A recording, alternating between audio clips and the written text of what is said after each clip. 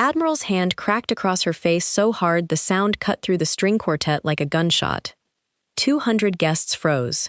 A server dropped a tray of champagne glasses, and the crash seemed to last forever. The quartet stopped mid-note, the cellist's bow still hovering above the strings. Naomi Carter did not stumble. She did not raise a hand to her cheek. She simply lifted her chin and looked at Rear Admiral Peter Calloway, the way a person looks at weather they have already survived before.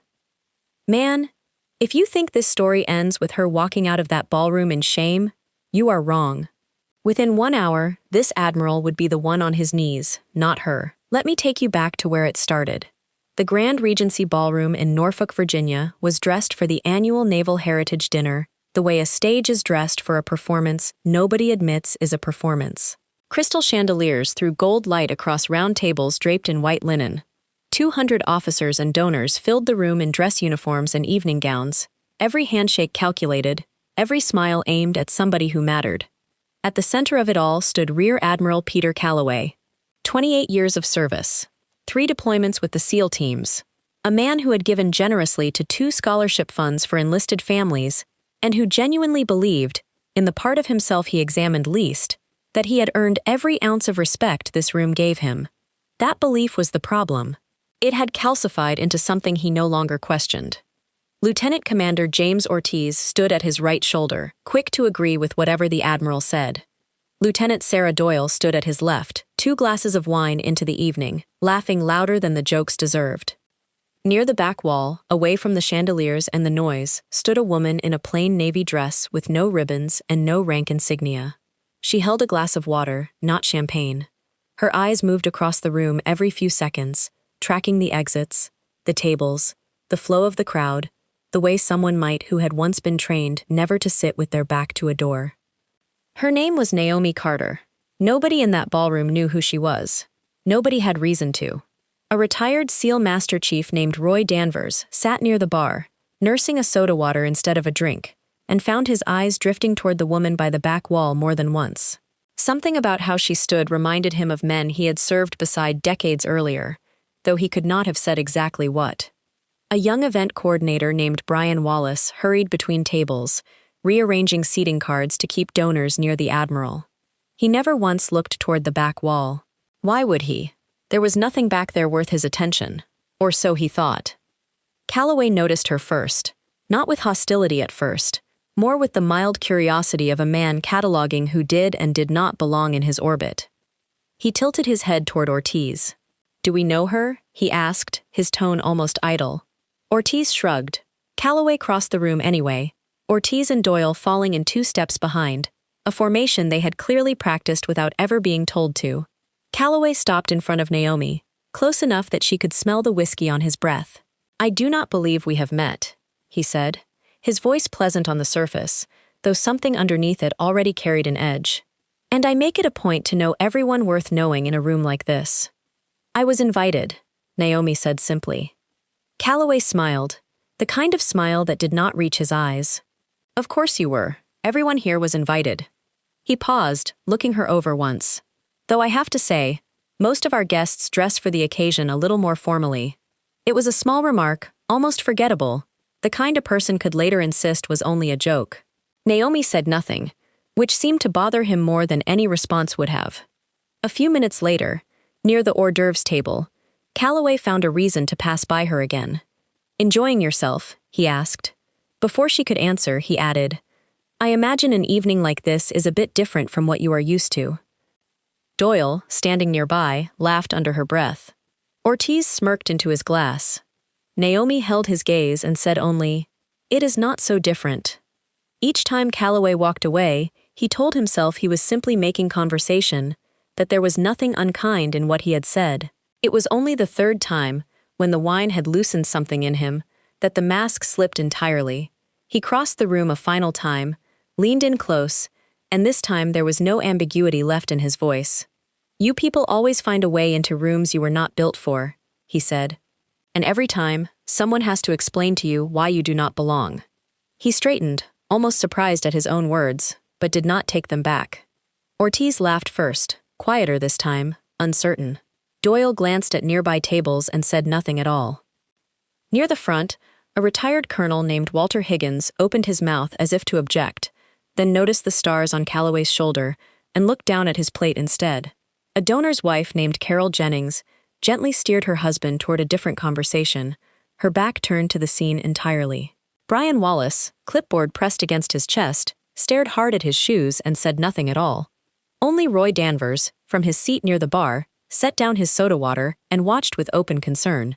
200 officers in a room built on the words honor, courage, and commitment, and not one of them could locate any of the three.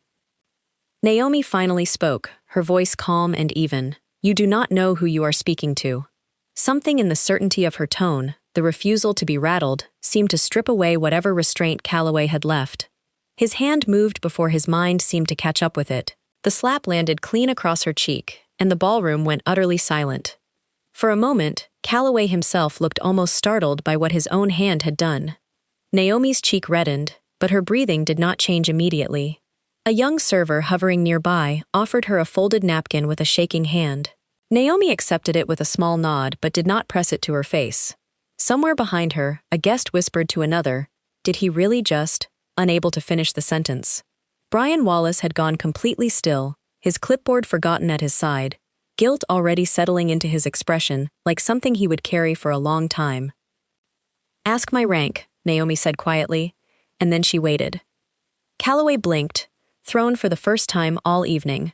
"What did you say to me?" "I said ask my rank," Naomi repeated, her voice flat, controlled, betraying nothing outwardly, though her pulse had not been this fast in years. Calloway laughed, though it came out thinner this time, less certain than the earlier remarks had been. "Rank. You are wearing a department store dress at a function for people who actually served this country." Naomi did not respond to the insult. She simply turned and walked toward an empty table near the back corner, spine straight, steps even, the same measured pace she might have used crossing terrain she had walked 100 times before. Only once she reached the table, hidden from most of the room by a floral centerpiece, did she allow herself to touch her cheek, briefly, privately, before folding her hands back into her lap. If you want to understand what happened next, you have to understand where Naomi Carter came from, and what she carried underneath that plain navy dress. She grew up in Butte, Montana, a town where the winters lasted half the year, and everyone knew everyone else's business. Her father, a rifle range instructor named Walter Carter, put a .22 rifle in her hands when she was 9 years old. He taught her patience long before he taught her marksmanship. "You do not shoot to wound," he told her. "You shoot to end it, cleanly, and only when there is no other choice. Everything else is cruelty." She enlisted in the Navy at 19. The recruiter who processed her paperwork took one look at her, a young woman from a small mountain town, and steered her toward administrative roles. Safe tracks, comfortable tracks, tracks where women who looked like her were expected to go and stay. Naomi said no. She wanted combat support, and when the recruiter laughed at her, she enlisted anyway. At boot camp, the whispers started almost immediately. The quiet girl from Montana who could outshoot every man in her platoon, not by a little, but by a wide margin. Her scores caught the attention of a drill instructor who made a phone call that changed the course of her career. 2 weeks later, she received orders to the Scout Sniper Pipeline, a training course that broke most of the men who attempted it and had never once, in its entire history, been completed by a woman. She became the first woman in the history of the United States Navy to complete that pipeline. Her instructors stopped calling her Carter within the first month. They started calling her Widow because she moved through the training exercises like she was not there at all, and because nothing about her gave away her position until it was already too late. 11 years ago, during a nighttime extraction that went wrong in hostile territory, a 9-man SEAL team was ambushed, pinned down, and cut off from communications, with no air support available. Naomi was positioned alone on a ridgeline above the ambush site, over 1,000 yards out, with a closing window of only a few minutes before the team would be overrun. Acting without orders, without confirmation of friendly positions, and without any way to call for help, she engaged 4 hostile shooters in under 15 seconds. 4 rounds. 4 kills. The ambush broke, and all 9 men on that team extracted alive.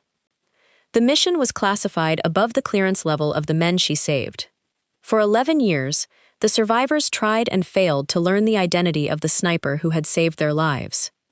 They knew only a single call sign: Widow. And every single one of them assumed, without ever questioning it, that Widow was a man. Back at the gala, Lieutenant Sarah Doyle could not stop glancing toward the back corner table where Naomi now sat alone. Something about the way the woman held herself did not sit right. Her spine was straight. Her weight was balanced evenly between both feet, even seated. Her hands rested still in her lap, no fidgeting, no trembling, nothing like a woman who had just been struck in front of 200 people. Doyle leaned toward Ortiz. "That woman by the wall is sitting like an operator," she said quietly. "Not like someone who wandered into the wrong section of a ballroom." Ortiz waved off the comment. "She is probably just embarrassed and trying to hold herself together. Do not read too much into it." Doyle kept watching anyway. Nearby, Roy Danvers leaned toward another retired chief at his table and murmured, "Does she look familiar to you?" The other man squinted, then shrugged, unable to place it, though the question lingered in the air between them for the rest of the evening. Have you ever underestimated someone completely, only to find out later just how wrong you were? Keep that question in mind, because Admiral Calloway was about to find out in the worst possible way. The evening moved toward its keynote segment, a special recognition honoring a veteran whose service record the program described only as one of the most significant in the history of Navy special warfare. Calloway, still standing near the head table, barely paid attention. He assumed, as he assumed most things, that the honor would go to someone in his own circle. The Master of Ceremonies stepped to the podium and began reading from a prepared card, his voice rising with each new detail. "Tonight we honor a veteran who became the first woman in Navy history to complete the Scout Sniper pipeline. A veteran who holds the longest confirmed shot in the history of Navy special warfare. And a veteran whose actions, during a classified nighttime extraction 11 years ago, saved the lives of 9 men who had no air support, no communications, and no reason to expect they would survive the night." Calloway's glass stopped moving in his hand. The Master of Ceremonies continued. "This veteran operated under a single call sign, known only within the special warfare community. She was known only as Widow." Calloway's face drained of color. His grip on the glass tightened until his knuckles turned white. He turned slowly toward the back corner of the ballroom, toward the table where the woman he had struck less than an hour earlier now sat with her hands folded calmly in her lap. "Ladies and gentlemen," the Master of Ceremonies said, "please join me in recognizing Naomi Carter." Naomi stood. As she rose, the sleeve of her dress shifted slightly, revealing a small tattoo just above her wrist. A spider set inside a target reticle, the mark given only to snipers who had completed a confirmed Widow designation mission. Under the chandelier light, it was unmistakable to anyone who understood what they were looking at. Roy Danvers, watching from the bar, set down his glass entirely and rose to his feet before anyone else in the room did. 200 heads turned at once toward the woman in the back corner. The room that had watched her be humiliated less than an hour ago now watched her walk toward the stage in complete silence. She passed table after table on her way to the front. Brian Wallace could not meet her eyes and stared hard at his own shoes as she passed him. Colonel Walter Higgins, who had stayed silent earlier, rose to his feet and delivered a full salute without being asked. Carol Jennings pressed a hand over her mouth, visibly ashamed of the silence she had chosen an hour before. Lieutenant Ortiz sat frozen at the head table, unable to lift his eyes from the tablecloth. As applause began to build around her, uncertain at first and then rising, Naomi stopped for a moment near the edge of the stage and said, quietly but clearly enough for the nearest tables to hear, "Stand up for the next person before you know their story. That is the whole lesson. It should not need a tattoo to teach it to you." And then she passed Calloway. He did not wait for her to reach the stage.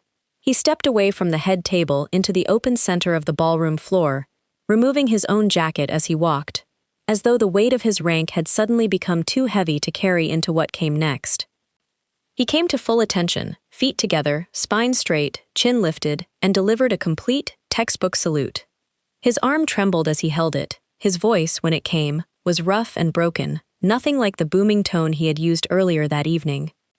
"This woman saved my life," he said, loud enough for every table to hear. "She saved 8 other men that night, men who have children now because of what she did on that ridgeline. And less than 1 hour ago, I struck her across the face without knowing, and without caring, who she was. I owe her a debt I do not know how to repay. The ballroom did not erupt into applause right away. It sat in a silence that felt heavier than any ovation could have, a silence built from 200 people quietly reckoning with their own choice to look away. After the ceremony ended, Naomi agreed to speak with Calloway alone, away from the crowd, on a balcony overlooking the harbor. The night air was warm and carried the faint smell of salt and diesel from the docked ships below. Calloway stood a few feet away, not closing the distance between them. "I spent 11 years looking for Widow," he said. "The whole time, I assumed I was looking for a man. I never once considered it might have been you. I never even asked your name." Naomi's voice was steady, without anger and without warmth. "I did not fire those shots for recognition, and I did not fire them for rank. 9 men were about to die, and I was the only one in position to stop it. That is the whole reason. There is no other version of it." She continued, "Your slap did not erase what happened on that ridgeline 11 years ago, but it showed me something else entirely. It showed me that respect, in your mind, was still something a person had to earn before they were owed basic decency. Respect is not something you offer after learning someone's rank. It is where you start." Calloway lowered his head. "What do you want from me?" he asked quietly. "An apology to me means very little on its own," Naomi said. "If your behavior toward the next junior woman in this Navy does not change, that is what you actually owe. Not to me tonight. To her, on some ordinary afternoon years from now, when no one is watching and there is no tattoo to reveal." Calloway nodded slowly. "I do not know if I can undo 28 years of assuming I already understood people," he admitted, "but I am going to spend whatever time I have left trying." Naomi did not tell him that was enough. She did not tell him it was not. She simply looked out at the harbor for a long moment and said, "Ask me again in a year. Then we will both know." 6 months later, Calloway stood before an internal review board and testified in detail about what had happened that night. The board issued a formal reprimand and required his retirement from active service, effective immediately. He did not contest it. In his closing statement, he told the board that rebuilding trust, both the Navy's and his own family's, was going to take considerably longer than 6 months, and that he had stopped expecting a clean ending to a mistake this large. The Navy introduced a new conduct training module built around an anonymized version of the ballroom incident, shown to every incoming officer during their first year of service. It was, by most measures, a modest change, one training module among dozens, and Naomi herself remarked to a colleague that she hoped it was the beginning of something larger rather than the end of the conversation entirely. Lieutenant Sarah Doyle, promoted the following year, began mentoring a new female recruit through the very same scout sniper pipeline that Naomi had once completed entirely alone. She often told the recruit to trust her instincts, because sometimes the quietest person in the room is the one who has already survived more than anyone realizes. Naomi Carter returned home to Montana. She spends her days now teaching marksmanship to teenagers at a small community range near the mountains, where her father once taught her the same skill. Her sleeve rolls up sometimes when she demonstrates a stance, and the tattoo catches the afternoon light the same way it caught the chandeliers that night in the ballroom. On a shelf in her home, beside her father's old rifle, sits a single framed photograph. It is not a medal. It is not a formal portrait. It is a grainy image taken the night of the gala, showing Admiral Calloway mid-salute while she looks down at him, her expression giving nothing away. The photograph sits quietly, a reminder not of what was done to her, but of what she chose to do in return, and of how much work, on both sides, still remained unfinished. So here is the question I want you to sit with for a moment. If you had been standing in that ballroom, would you have been Colonel Higgins, staying silent until shame finally forced your hand? Or would you have been Roy Danvers, quietly noticing the truth before anyone else in the room was willing to see it? Tell me in the comments about a time you underestimated someone and were proven completely wrong. Share this story with someone who needs to hear it today. And if you have not already, subscribe, because stories like this one deserve to be told.